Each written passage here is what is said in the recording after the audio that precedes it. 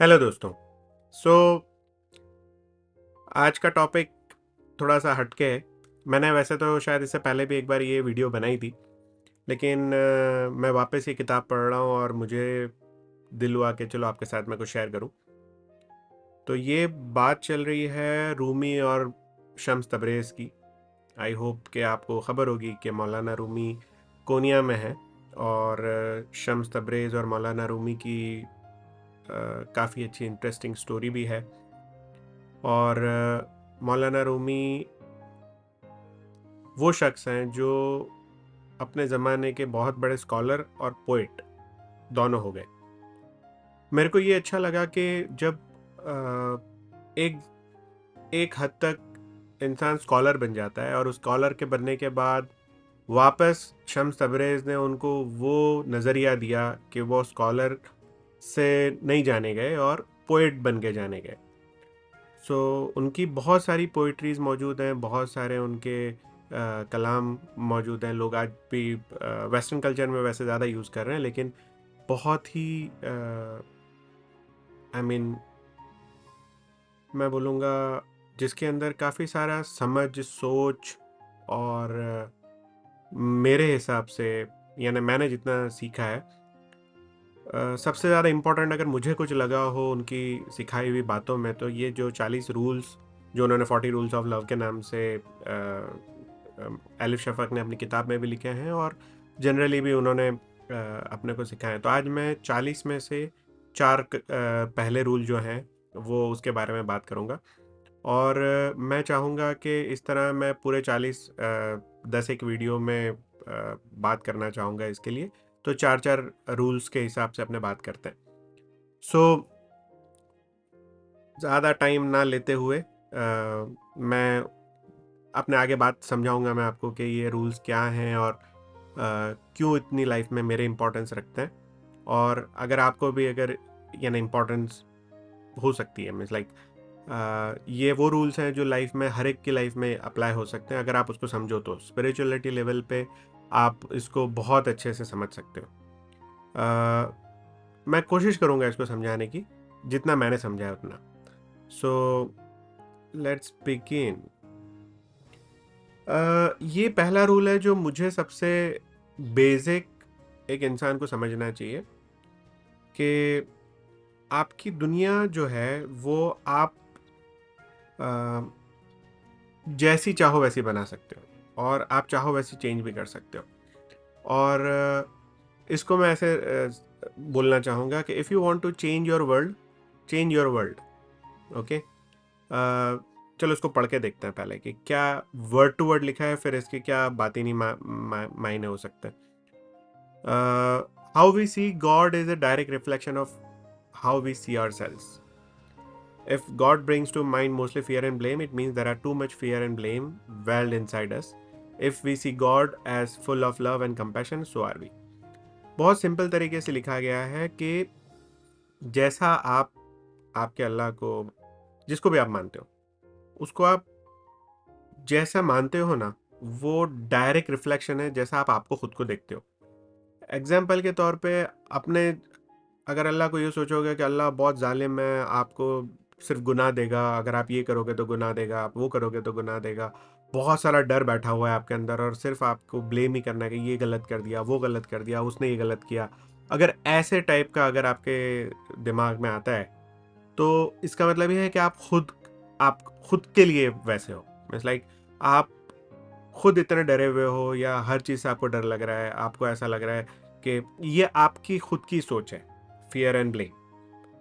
और ये हर चीज़ पे लागू होता है। आप जैसा भी अल्लाह को चाहो, आप ऐसा भी तो सोच सकते हो कि अल्लाह बहुत मोहब्बत करता है, अल्लाह रहीम है, रहमान है, अल्लाह माफ़ करने वाला है, अल्लाह आपके गुनाहों को जाने देता है, आपको आपके गुनाहों को लोगों को बताने से रोकता है, आपको आपको ताकत देता है, आपको दुनिया की हर नेमतें देता है। आप जितना खुद अपने आप को अच्छा समझोगे, उतना अल्लाह आपके लिए अच्छा बनेगा। सो ये दोनों तरफ काम करता है।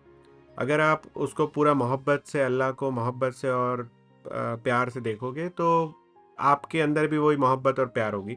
और अगर आपके अंदर मोहब्बत और प्यार ढेर सारा है, तो अल्लाह के अंदर भी आपको मोहब्बत और प्यार दिखेगा। ये दोनों तरफ काम करता है। तो बहुत सिंपल सा ये रूल है जो मुझे बहुत पसंद है कि आपको अगर देखना है कि अल्लाह कैसा है, तो आप ये देखो कि आप कैसे हो, क्योंकि आपके अंदर वही अल्लाह रहता है जैसे आप अपने आप को समझते हो।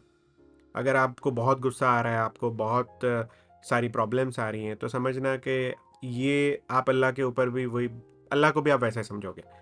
सो बहुत ही बारीक सा इसमें फ़र्क है कि जब हम अल्लाह से कुछ मांगते हैं तो अल्लाह को हम ऐसा समझते हैं जैसे अपने खुद हैं। कहने का मतलब, तो अगर आपको ऐसा लगता है कि आप अल्लाह तो आपको कुछ देता ही नहीं है, अल्लाह आपको कोई भाव नहीं दे रहा है, या आप अल्लाह आपसे गुस्से में है, या आप अल्लाह से आपको डर लग रहा है, तो समझना क्या कि ये सब चीज़ें आपके अंदर खुद के अंदर है। अगर ये सब आपके अंदर से निकल जाएगा तो अल्लाह भी आपके लिए बहुत अच्छा हो जाएगा। नेक्स्ट रूल अपने बात करते हैं कि the path to the truth is labour of the heart, not of the head. Make your heart your primary guide, not your mind. Meet, challenge, and ultimately prevail over your nafs with your heart, knowing your ego will lead you to the knowledge of God. अपने बहुत सारा सोचते हैं कि अपने दिमाग में जो चल रहा है वही सही है। हर एक इंसान को लगता है कि हम ही सही है, और हम दिमाग को ज़्यादा यूज़ करते हैं, बहुत सारा लॉजिक लगाते हैं कि दुनिया ऐसे चल रही है, ख़राब है, अच्छी है, बहुत सारी चीज़ें हैं। भले अपने दिल में बहुत सारी चीज़ें क्लियर हो, लेकिन अपना दिमाग बोलता है कि नहीं नहीं, ये सब फालतू बातें हैं और ये आपके लिए ठीक नहीं है। मेरा ऐसा मानना है कि आप जितना दिल से सोचोगे, दिल से सोचने का मतलब कि आप आपके दिल को आगे बढ़ो। आपकी जो नफ्स है वो क्या कह रही है, आपका दिल क्या कह रहा है। कभी कभी हमारा दिल कह रहा है कि ये कर लो, लेकिन अपना दिमाग बोल रहा होता है कि नहीं नहीं, ये सब होता नहीं है, ऐसा नहीं होता है। तो जब आपने दुआ मांगने की बात आती है, या अल्लाह से अल्लाह के सामने अपने आप को पेश करने की बात आती है, तो हम दिमाग यूज़ करते हैं। जैसे कि एग्जांपल के तौर पे अगर आप यूँ सोचोगे कि नहीं यार, मेरे लाइफ में तो कुछ अच्छा होता ही नहीं है, और मेरे मेरे लाइफ में तो कोई पॉसिबल ही नहीं है। जैसे अगर आप मान लो एक लॉटरी की टिकट भी लो, और आप यूँ सोचो कि नहीं, मुझे कभी लॉटरी लग ही नहीं सकती, क्योंकि आप दिमाग लगा रहे हो। आप दिल से वो नहीं सोच रहे कि अल्लाह के अख्तियार में सब कुछ है। तो जब आपका दिल कह रहा होगा कि नहीं मुझे ये करना है, लेकिन आपका दिमाग बोलेगा नहीं नहीं करना है।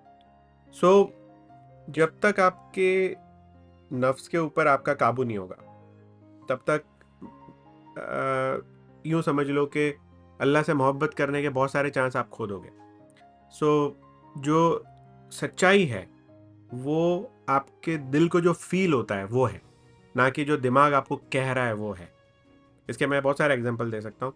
जैसे कि आपका दिल कोई चीज़ को लेके घबरा रहा होता है, लेकिन दिमाग बोलता है कि नहीं कर लो।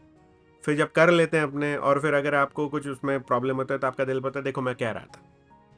ये दोनों तरफ से काम करता है। अगर कभी कभी ऐसा भी होता है कि आपका दिमाग सही होता है, लेकिन इस मामले में, खास करके ये रूल को मामले में, जैसे फर्स्ट लाइन में लिखा है the path to the truth is a labour of the heart, यानी ये दिल की मेहनत है, दिमाग की नहीं है। अगर आपको सच्चाई जाननी है तो आपके दिल से मानना पड़ेगा।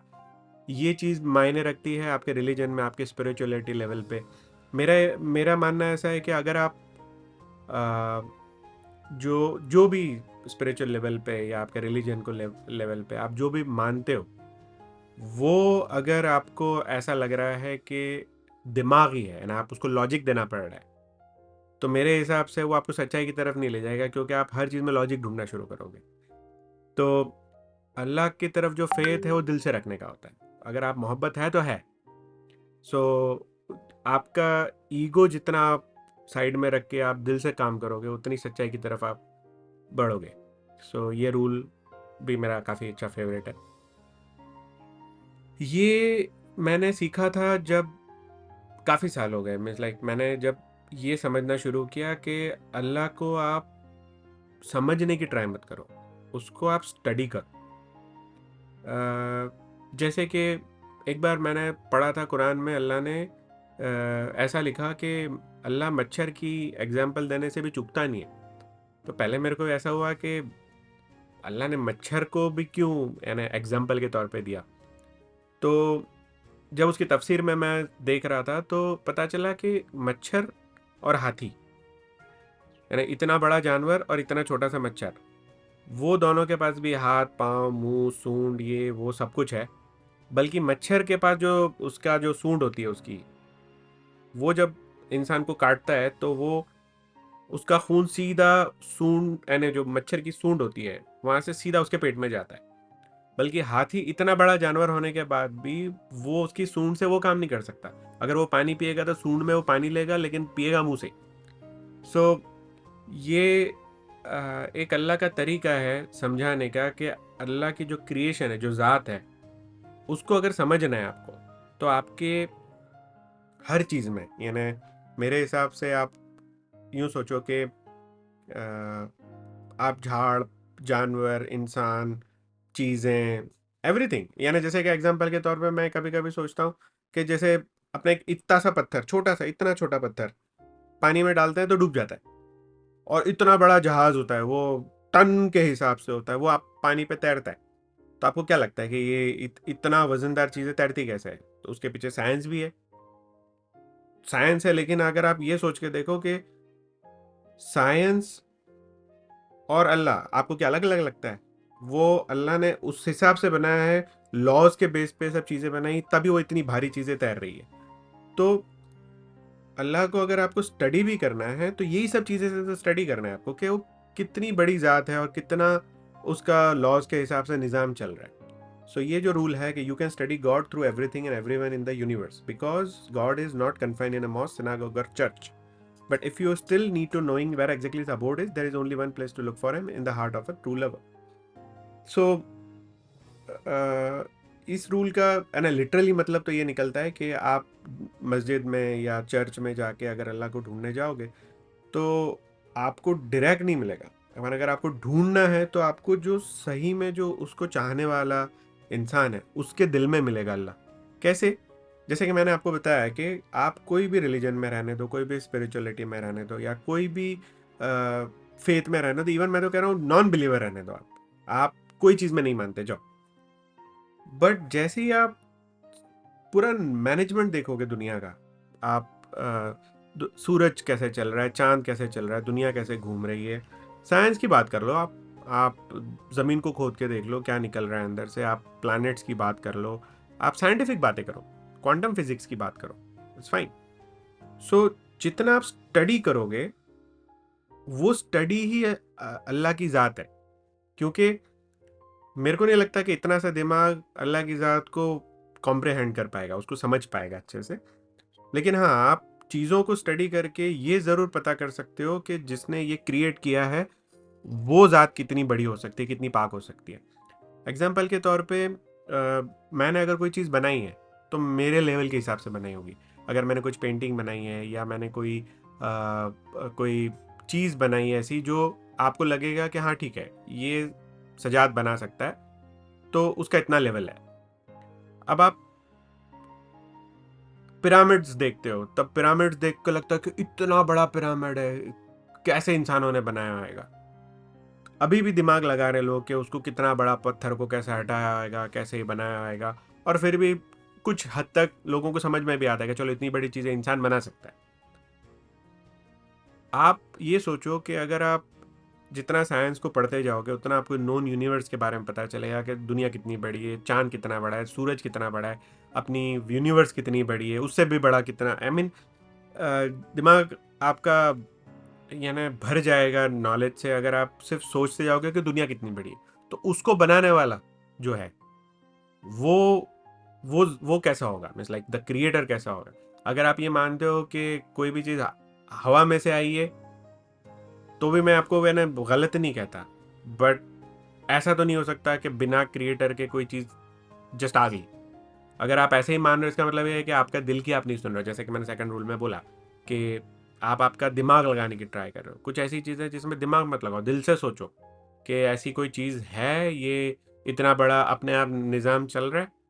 सो ये रूल उस बारे में है कि अगर आप हर चीज़ को, आप इंसानों को, उनके नेचर को, दुनिया के निज़ाम को, जानवरों के निज़ाम को, इंसानों के निज़ाम को, आपके खुद के नेचर को, आपकी लाइफ के अतराफ में जो चल रहा है उसके बारे में आप स्टडी करोगे तो आपको पता चलेगा कि अल्लाह को स्टडी करने का इससे बेहतर तरीका कोई नहीं है।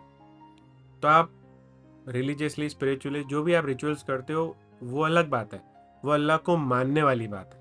लेकिन अगर अल्लाह को जानना है आपको, तो हर चीज़ में आपको अल्लाह नज़र आना चाहिए। जैसे हम कहते हैं ना कि हर चीज़ में अल्लाह मौजूद है, तो उसका मतलब ही ये होता है कि आप उसको आप स्टडी करोगे, जितना ज़्यादा स्टडी करोगे उतना आपको पता चलेगा। ये रूल भी मेरा काफ़ी फेवरेट है। और ये जो रूल है फोर्थ, आज के लिए लास्ट रूल, लेकिन जैसे कि intellect and love are made of different materials. ये जो रूल है, ये ऐसा रूल है जिसको मैं कैसे समझाऊं आपको। जैसे दिमाग और दिल, इसको हमेशा हम अलग अलग कहते हैं ना, बातों बातों में भी हम अलग अलग कहते हैं कि तुम दिल से सोच रहे हो, दिमाग से नहीं सोच रहे हो। वही बात यहाँ इस रूल में उन्होंने बताई है कि जो इंटेलेक्ट है, जब आपका दिमाग कैलकुलेशन बेस के ऊपर होता है, मैथमेटिक्स के बेस पे होता है, या आप लॉजिक लगा रहे होते हो, वो अलग चीज़ है। और जब आप कोई चीज़ दिल से फील कर रहे होते हो, वो एक अलग चीज़ है। जब आप दिमाग लगा रहे होते हो, मैथमेटिक्स यूज़ कर रहे हो, लॉजिक यूज़ कर रहे हो, जब आप दुनिया की रियलिटी को आपके दिमाग से आप उसको यूज़ कर रहे हो, तब क्या होगा कि तब आपको रिस्क लेने में डर लगेगा, और उसको भी कैलकुलेटिव रिस्क बोलोगे आप।